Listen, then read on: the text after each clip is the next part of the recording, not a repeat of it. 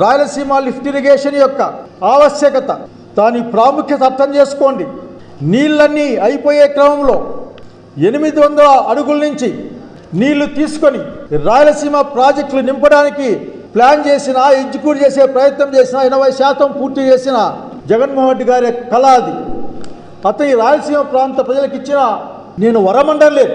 రాయలసీమ ప్రాంతం పట్ల జగన్మోహన్ రెడ్డి గారికి వైఎస్ఆర్ కాంగ్రెస్ పార్టీకి ఉన్న బాధ్యత, ఆ బాధ్యత తీర్చుకునే కార్యక్రమాన్ని మేము మొదలు పెడితే చిన్న చిన్న కేసుల పేరు మీద మీరు తెలంగాణ ముఖ్యమంత్రికి ఇచ్చిన మాట కోసం రాయలసీమ లిఫ్ట్ ఇరిగేషన్ వాడకపోవడం వలన ఈ కరువు కాలంలో నీళ్లు తీసుకోకపోతే, నీళ్లు రాకపోకపోతే ఎవరు?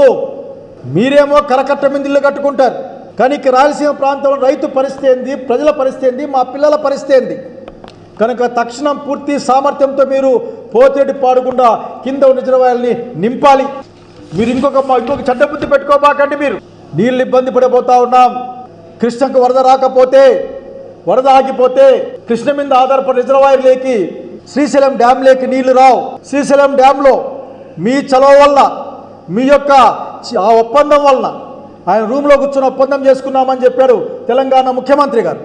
మీ ఒప్పందం వలన రాయలసీమ లిఫ్ట్ ఇరిగేషన్ ఆపేసిన తర్వాత 840 అడుగుల కిందికి వస్తే ఒక్క చుక్క నీళ్లు కూడా వచ్చే అవకాశం లేదు.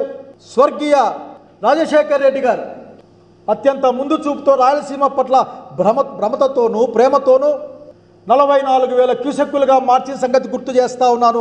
చరిత్ర పురుషుడు ఆయన చరిత్రలో మిగిలిపోతాడు. బాబు గారు, మీరు కూడా చరిత్రలో మిగిలిపోతారు. రాయలసీమ ప్రాంతానికి అన్యాయం చేసిన వాళ్ళుగా మీరు చరిత్రలో మిగిలిపోయే అవకాశాలు ఎక్కువ ఉన్నాయి.